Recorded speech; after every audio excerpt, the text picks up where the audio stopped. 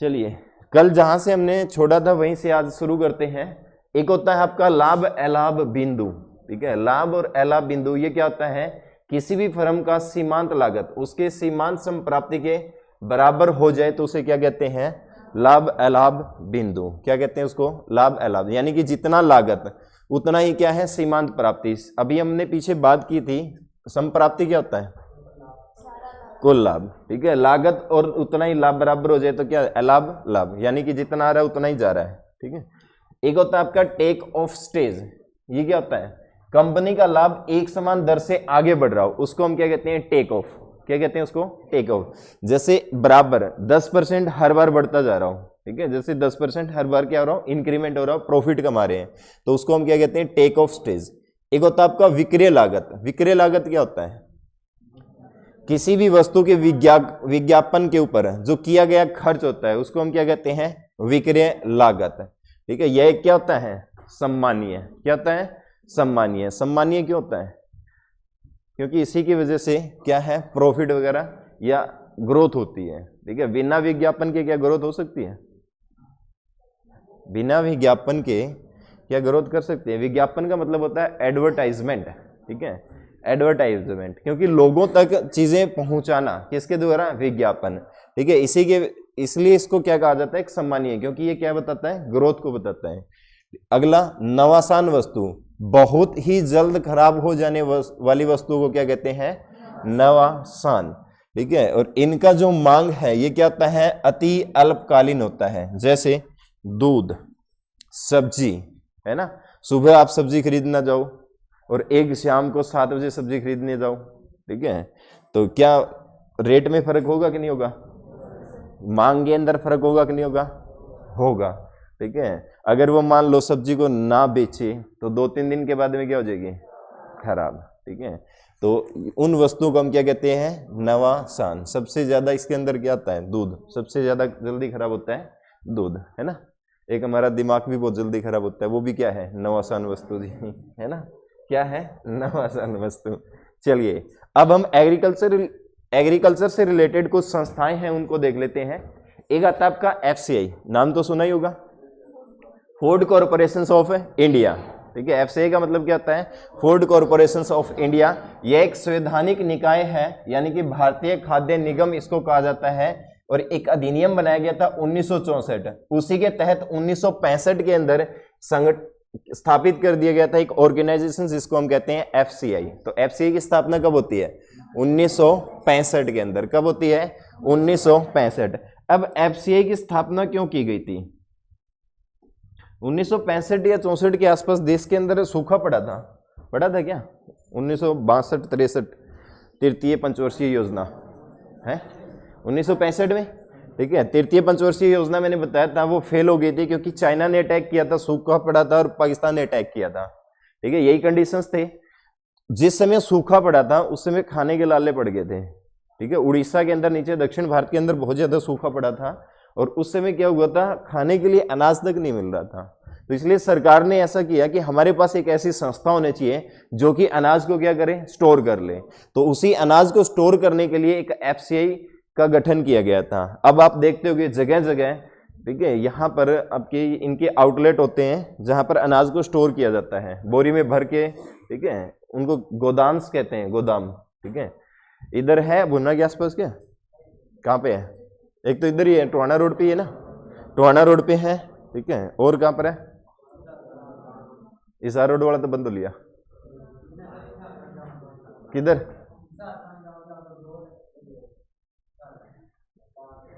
नहीं वो उधर गुरुआ के पास जाके आगे, इधर हिसार के बिल्कुल आउटर के अंदर है वो, ठीक है। हाँ, हिसार के बिल्कुल आउटर के अंदर है वो। इधर आप फतेहाबाद जाओगे, फतेहाबाद से रतिया जाओगे तो उधर आपका FCI का एक केंद्र है, छोटा सा ब्रांच है FCI की। फतेहाबाद के अंदर जो MM कॉलेज है जहाँ पर, उससे आगे चलते ही आपका FCI का केंद्र बनाया गया है वहाँ पर। और उसी के बगल के अंदर इनके अलग अलग गोदाम्स बनाए गए हैं। वहां पर क्या करते हैं, ये अनाज को स्टोर करते हैं। क्या करते हैं, अनाज को स्टोर। सुना भी होगा न्यूज़पेपर में कई बार, बारिश की वजह से वो अनाज खराब हो गया, सुनते होगे, ठीक है। या फिर सुनते होगे कि इनके अंदर काम करने वाले कर्मचारी अनाज खा गए, बोरियां खा गए, है ना, ट्रक की ट्रक बोरियां भर के खा गए, है ना। तो ये वही एफसीआई है। इनका काम क्या होता है, देश में भीषण अन्न संकट या विशेष रूप से गेहूं के अभाव के चलते हुए निकाय की स्थापना की गई थी। उसके बाद में धीरे धीरे जब संकट आया, उसके बाद में एफसीआई ने धीरे धीरे क्या लेना शुरू कर दिया, एमएसपी के ऊपर गेहूं लेना शुरू कर दिया। जब भी हम सरकार को गेहूं बेचते हैं तो सरकार कहाँ रखती है, एफसीआई के अंदर, और किस रेट पे लेते हैं वो, एमएसपी, मिनिमम सपोर्ट प्राइस इसको हम कहते हैं। कृषि उत्पादन के बाद रख रखाव की जिम्मेदारी किसकी होती है, एफसीआई की। यह पूरे देश भर में खाद्यान्नों की खरीद और बिक्री का क्या करता है, वितरण करता है। देश के नागरिकों के लिए खाद्य सुरक्षा सुनिश्चित कौन करता है, एफसीआई। किसानों द्वारा पर्याप्त खाद्यान्न उत्पादन सुनिश्चित करने के लिए क्या देता है, एमएसपी। यानी कि जब भी हम इनको फसल देते हैं, आजकल आपने देखा होगा अभी कौन सी फसल चल रही है, गेहूं है, ठीक है। गेहूं का रेट कितना है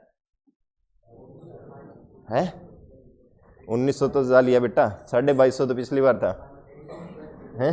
हर साल 50 रुपए तो बढ़ाते हैं ये, ठीक है। तो लगभग 2300 के आसपास, जो 2300 आपको एमएसपी जो दिया जाएगा, ठीक है। उसके बाद में हमारा जो गेहूं है वो कहाँ स्टोर किया जाएगा, एफसीआई के अंदर। हम सरकार को बेचते हैं, ठीक है, और सरकार अब क्या करती है, सीधा अकाउंट के अंदर पैसा भेज रही है, ठीक है। तो एमएसपी वो दे रहा है और वो सारा हमारा अनाज कहाँ जाके स्टोर हो रहा है, एफसीआई के अंदर।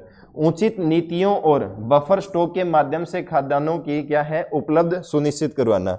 अब ये बफर स्टॉक क्या होता है, बफर स्टॉक होता है कि पहले 1965 के अंदर जब सूखा पड़ा था, हमारे पास कोई स्टोरेज के लिए अन्न नहीं था, ठीक है। जैसे अब हम खुद से एग्जांपल लेते हैं, अगर मान लो हमें साल के अंदर विवाह करना है तो हम गेहूं को थोड़ा सा एक्स्ट्रा रखते हैं, रखते कि नहीं रखते घर के अंदर, है ना, टंकी भर के स्टोर करते हैं।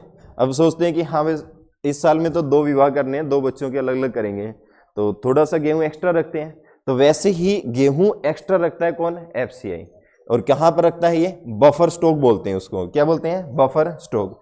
सार्वजनिक वितरण दुकान या प्रणाली बोलते हैं इसको, के माध्यम से विशेष रूप से समाज के आर्थिक रूप से कमजोर लोगों को उचित मूल्य पर खाद्यान्न उपलब्ध करवाना। यानी कि पब्लिक डिस्ट्रीब्यूशन सिस्टम बोलते हैं। जो गांव के अंदर डिपो के अंदर जो अनाज आता है वो कहां से आता है, एफसीआई के अंदर। कहां से आ रहा है वो, एफसीआई के अंदर, ठीक है। तो आपका ये जो न्यूनतम समर्थन मूल्य है, जिसको हम क्या कहते हैं, एमएसपी, केंद्र सरकार के द्वारा 23 अक्टूबर 2019 को, ठीक है, 23 अक्टूबर 2019 को फसल वर्ष कौन सा था, 19 और 20 का। और यहीं पर 2020-21 के लिए कितनी फसलों को, 22 आवश्यक फसलों का न्यूनतम मूल्य इन्होंने डिसाइड किया था। और इसी के विरोध के अंदर किसान लोग हरियाणा, पंजाब और उत्तर प्रदेश के लोग, जितने भी किसान थे, इन्होंने क्या किया था, एमएसपी के खिलाफ विरोध। ये विरोध इसलिए किया था, इन्होंने, सरकार ने कहा था कि जो एमएसपी है पूरे देश के अंदर एक ही होना चाहिए।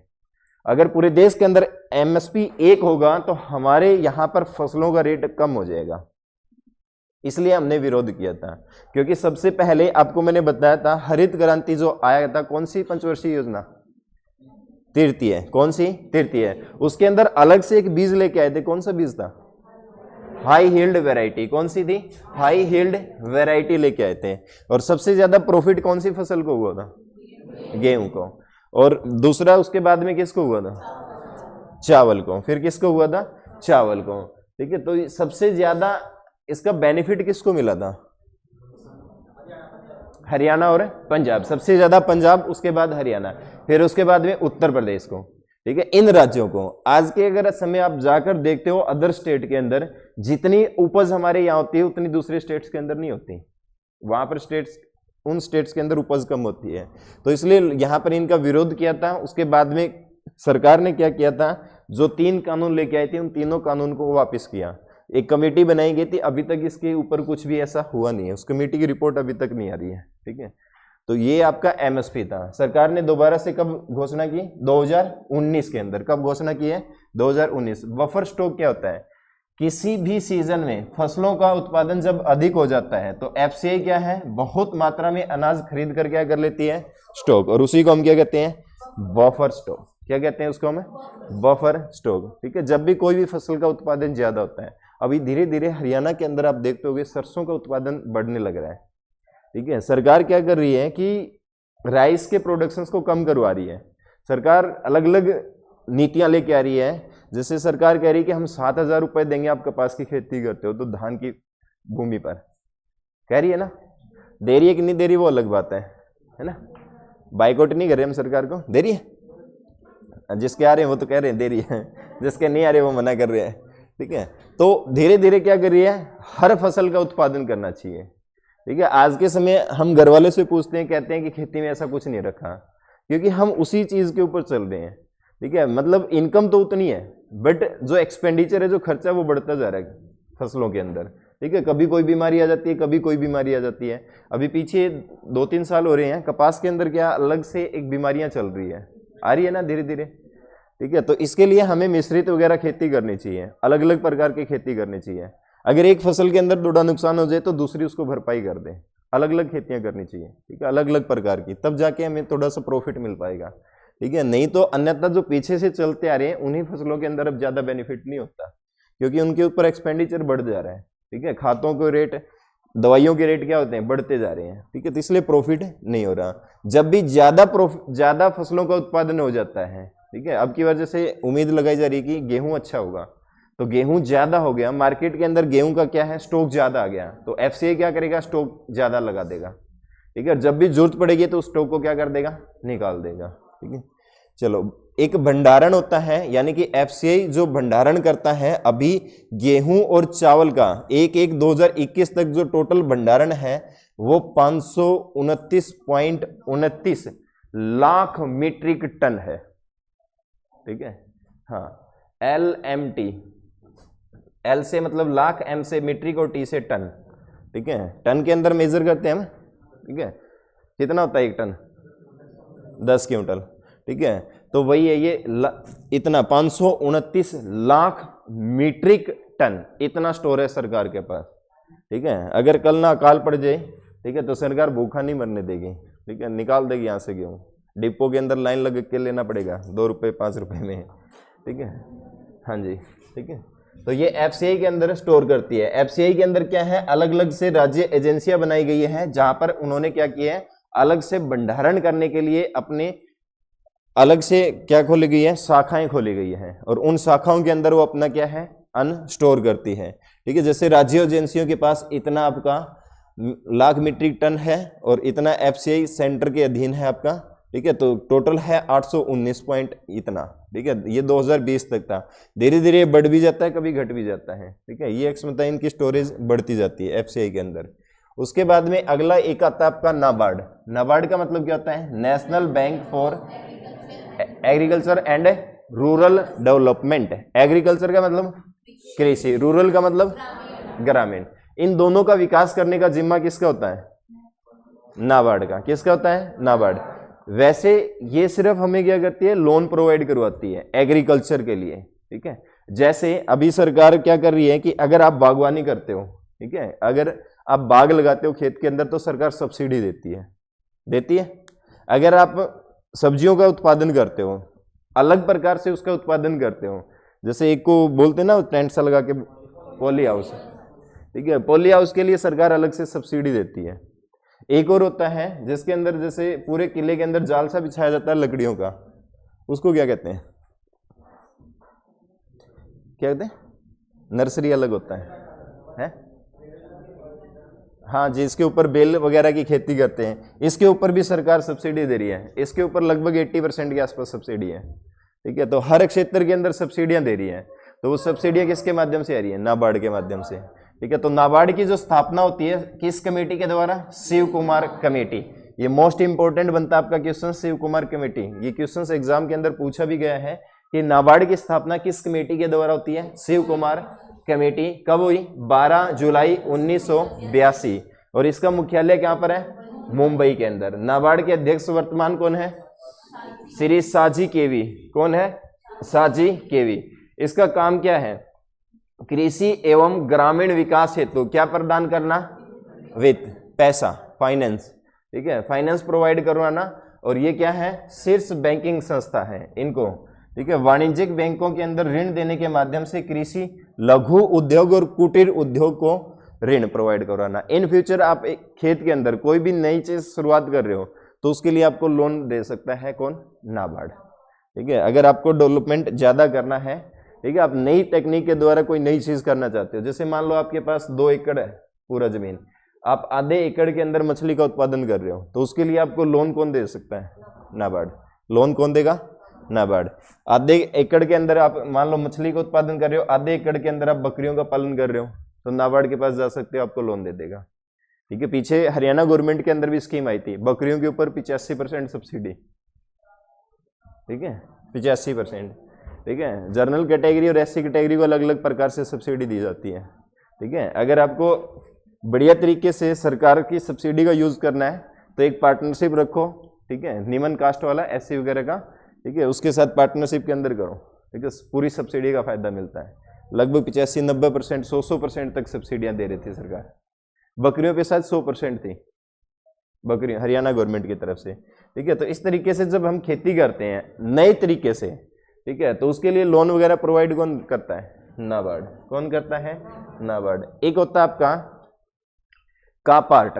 क्या आता है? कापार्ट। ये कापार्ट का मतलब क्या है? Council of advancement of people's action and rural technology. ठीक है, ये क्या करता है? ग्रामीण क्षेत्रों में विकास करता है। ठीक है, ग्रामीण क्षेत्रों को किस तरीके से आगे बढ़ाया जाए, ये काम को कौन कर रहा है? कैपरेट। ठीक है, कापार्ट। ठीक है, कापार्ट काम करता है इसके लिए। जैसे हर घर तक आपको क्या करना है? पेयजल पहुंचाना है, तो कौन उसके पीछे प्रोजेक्ट के अंदर काम करता है? कापार्ट। कौन काम करेगा? कापार्ट। अभी जैसे सोलर के ऊपर, घरों के अंदर सोलर के ऊपर जो प्रोजेक्ट है वो किसको दे देगी सरकार? कापार्ट। ये अलग से है, इसको दे देगी आगे, ये सोलर को एक्सपेंड करेगी गांव के अंदर। ठीक है, इसको फैला देगी। तो इसका हेडक्वार्टर कहां पर है? कापार्ट का, न्यू दिल्ली के अंदर। एक होता है आपका नेफेड। क्या होता है? नाफेड। अब नाफेड क्या होता है? National agriculture corporations marketing federation of India. इसकी स्थापना महात्मा गांधी के जन्मदिवस पर होती है। ठीक है, 2 अक्टूबर को। कब होती है? 2 अक्टूबर। और ईयर कौन सा था? 1958। इसका काम क्या होता है?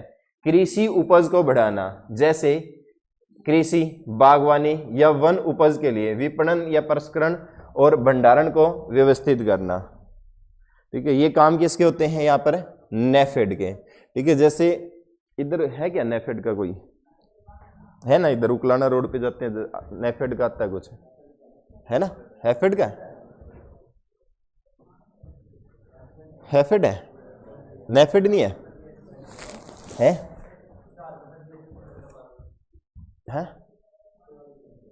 किसके अंदर? बीएसएफ के सामने है, नेफेड है। ठीक है, तो इनका मेन काम क्या करना है? कृषि की उपज को बढ़ाना। अलग अलग से बीज वगैरह कोई भी नई टेक्नोलॉजी लेके आ रहे हैं नेफेड वाले। ठीक है, अलग से कोई भी बीज ले आएंगे, कहेंगे कि इसकी उपज ज्यादा है। तो मेन इनका काम क्या है? एक तो कृषि की उपज को बढ़ाना, और क्या करना? कृषि या बागवानी। बागवानी के लिए भी ये प्रेरित कर रहे हैं आज के समय। अभी लेटेस्ट बागवानी के ऊपर थोड़ा सा वर्क ज्यादा चल रहा है, आप देखते हो कि रूरल के अंदर, ठीक है, लोग बागवानी की तरफ भाग रहे हैं ना। ठीक है, तो क्योंकि बागवानी के अंदर थोड़ा सा प्रॉफिट ज्यादा आता है, और इसके अंदर इसकी बागवानी की भी उपज को बढ़ाने का काम किसका है? नेफेड का। ठीक है, कई बार अगर आपने देखा हो तो सरकार की तरफ से फ्री के अंदर पौधे दिए जा रहे हैं कि आप बागवानी लगाओ अपने क्षेत्र के अंदर, अपने फार्म के अंदर। ठीक है, तो वो सरकार किसको बढ़ावा दे रही है? बागवानी वगैरह को या वन उपज को। धीरे धीरे वन का क्षेत्र है ये तो कम होता जा रहा है, कम हो रहा है ना। सबसे कम भारत के अंदर किस राज्य में वन कम है? हरियाणा के अंदर। पहले जो टारगेट रखा गया था हरियाणा को, टारगेट कभी हासिल ही नहीं होता। ठीक है, फॉरेस्ट डिपार्टमेंट के अंदर। ठीक है, सबसे कमजोर है हरियाणा वन क्षेत्र के अंदर। एक आता है इफको। इफको क्या होता है? Indian farmer fertiliser corporation limited. ठीक है, Indian farmer fertilisation corporative limited. ये विश्व के अंदर सबसे बड़ा उर्वरक सहकारिता संस्थान है। ठीक है, इफको की डीएपी वगैरह खाद वगैरह आती है, यूरिया वगैरह आती है ना।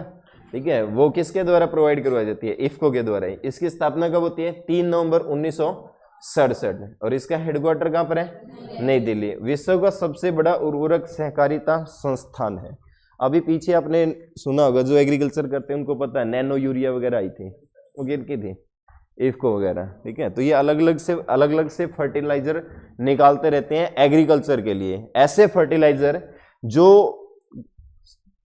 फसलों को ज्यादा नुकसान ना दे, ठीक है, जो फसलों को ज्यादा नुकसान ना दे। ये नेफेड वगैरह है, ये आपका जो एग्रीकल्चर जो कह रहे हैं कि हमें ज्यादा खाद वगैरह का यूज नहीं करना चाहिए, ठीक है, ये मना करते होते हैं नेफेड वगैरह कि हमें कम से कम खाद का प्रयोग करना चाहिए, क्योंकि जितनी ज्यादा हम खाद वगैरह का प्रयोग करते हैं उनसे उतनी ही ज्यादा हम बीमारियों से ग्रस्त होते हैं, ठीक है, उतनी ज्यादा बीमारियों से, ठीक है, जैसे बीपी की दिक्कत होगी, ठीक है, किडनी के अंदर स्टोन हो गया, ठीक है, ये सारा किसकी वजह से होता है, इन खाद्यान्निक फसलों से, ठीक है, जो ये हम अलग अलग से फर्टिलाइजर डाल रहे हैं, ठीक है, बहुत ज्यादा फर्टिलाइजर आज के समय यूज होने लग गया है। आप देखते हो कि एक पहले के जमाने के लोग थे जिनको ये तक नहीं पता होता था कि बीपी की बीमारी क्या होती है, और आज के समय है 15 से 20 साल के बच्चे के बीपी की दिक्कतें होने लग जाती है ना। 20 से 30 के बीच में तो बहुत ज्यादा बीपी की दिक्कत हो रही है, थोड़ा सा कुछ कह दिया और बीपी बढ़ गया रे है ना है ना। तो ये दिक्कतें इन्हीं की वजह से हो रही है, ठीक है। हमें अभी सरकार किसकी तरफ बढ़ावा दे रही है, उर्वरक खेती, यानी कि उनको क्या कहते हैं, हम एक और वर्ड यूज करते हैं ऑर्गेनिक फार्मिंग की तरफ बढ़ावा दे रही है सरकार। किसकी तरफ, ऑर्गेनिक, यानी कि जो हम खाद यूज करते हैं सरकार कह रही है कि घर के अंदर आप बायोगैस का प्लांट लगाओ, ठीक है, और उसी प्लांट से जो खाद निकल रही है गोबर वाली, गोबर जो प्लांट होता है वही लगाओ और उसी का गैस यूज करो और वही खाद आप यूज करो एग्रीकल्चर के अंदर। तो धीरे धीरे ऑर्गेनिक खेती की तरफ बढ़ावा दिया जा रहा है, ठीक है। तो ये नेफेड वगैरह ये सारे यही काम करते हैं कि ऐसे उर्वरक लेके आ रहे हैं ये कि जिनसे ना तो पर्यावरण को नुकसान हो ना फसलों को नुकसान हो, ठीक है। तो ये इनका ही काम होता है इफको वगैरह का। एक होता है आपका नेशनल फूड सिक्योरिटी एक्ट, ठीक है, ये कर लेते हैं, थोड़ा सा बच्चा है 5 मिनट का, ठीक है। नेशनल फूड सिक्योरिटी एक्ट क्या होता है, आर्थिक रूप से कमजोर और गरीब रेखा से नीचे जीवन व्यतीत करने वाले गरीबों को राशन उपलब्ध कराने का उद्देश्य किसका होता है, खाद्य सुरक्षा अधिनियम का, ठीक है। इसको कब पारित किया गया था, 2013 10 सितंबर एक अधिनियम बना दिया गया था जिसको राष्ट्रीय खाद्य सुरक्षा अधिनियम कहते हैं। गरीबों को 2 रुपए प्रति किलो गेहूं, ये इतना ही मिलता है क्या डिपो में, गेहूं 2 रुपए किलो मिलता है, 3 रुपए प्रति किलो चावल की व्यवस्था कानून के तहत, ठीक है, उनको जो गरीब हैं, ठीक है, किसके तहत, खाद्य सुरक्षा अधिनियम के तहत, किसके द्वारा, खाद्य सुरक्षा अधिनियम। ऐसे मिलता है क्या, चीनी भी मिलती है, अरे वाह, तेल भी मिलता है, और मिट्टी का तेल तो बंद हो गया ना, अरे वाह, ठीक है। बस ये कब से लागू हुआ, 2015 से। कब से लागू हुआ, 2015। डिपो के अंदर जितना भी राशन मिलता है वो किस एक्ट के तहत मिलता है, 2013। किस एक्ट के तहत, 2013। एक होता है ICAR, Indian council of agriculture research, ठीक है। इसका हेडक्वार्टर आपका नई दिल्ली के अंदर, इसका गठन हुआ था 16 जुलाई 1929। उस समय इसका जो 1929 के अंदर इसका जो गठन हुआ था imperial council of agriculture research के नाम से। जैसे ही भारत आजाद होता है तो उसके बाद में इसका Indian council of research agriculture research नाम रखा गया। जितने भी एग्रीकल्चर के अंदर रिसर्च होते हैं वो कौन करता है, ठीक है, ICAR। इसके तहत लगभग 108 पूरे भारत के अंदर इंस्टीट्यूट है, संस्थाएं, और लगभग 81 के आसपास यूनिवर्सिटीज हैं, ठीक है। जो एग्रीकल्चर यूनिवर्सिटी है वो इसी के अधीन आता है, और वहीं पर क्या होता है, नए नए आविष्कार हो रहे हैं, ठीक है। जैसे फसलों को किस तरीके से उगाना चाहिए, किस तरीके से उनके अंदर फर्टिलाइजर डालना चाहिए, वो सारी चीज कहाँ पर होती है, ICAR के थ्रू। अभी जैसे पीछे गवर्नमेंट ने एक स्कीम लॉन्च करी थी, सोयल हेल्थ कार्ड करी थी भारत सरकार ने, हरियाणा के अंदर भी, ठीक है। आपकी जो खेत के अंदर मृदा है उसका हेल्थ का ख्याल रखना, ठीक है, उसकी भी जिम्मेदारी हमारी है, ठीक है। धीरे धीरे वो भी कमजोर हो रही है, वो कमजोर है तो उसको देख के हम वैसे ही कमजोर हो जाएंगे, ठीक है। और क्या, उसके अंदर फसलें जो बोएंगे वो पहले से कमजोर है तो उसके अंदर क्या फसलें स्ट्रांग होगी, नहीं, वो भी कमजोर होंगी, फिर बीपी और बढ़ेगा है ना, पथरियां और बनेगी, ठीक है। तो उन सभी के अंदर जो रिसर्च का जो काम करती है वो कौन करता है, ICAR। कौन करता है, ICAR, ठीक है, तो आज के लिए इतना ही रखते हैं। कल आपकी लास्ट क्लास रहेगी इकोनॉमिक्स की, ठीक है, कल मैं इसको समाप्त कर दूंगा, ठीक है। उसके बाद में आप रिवाइज करते रहना, फिर बाद में कभी एक बार टेस्ट ले लेंगे अचानक से बिना बताए, ठीक है। चलिए आज इतना ही रखते हैं।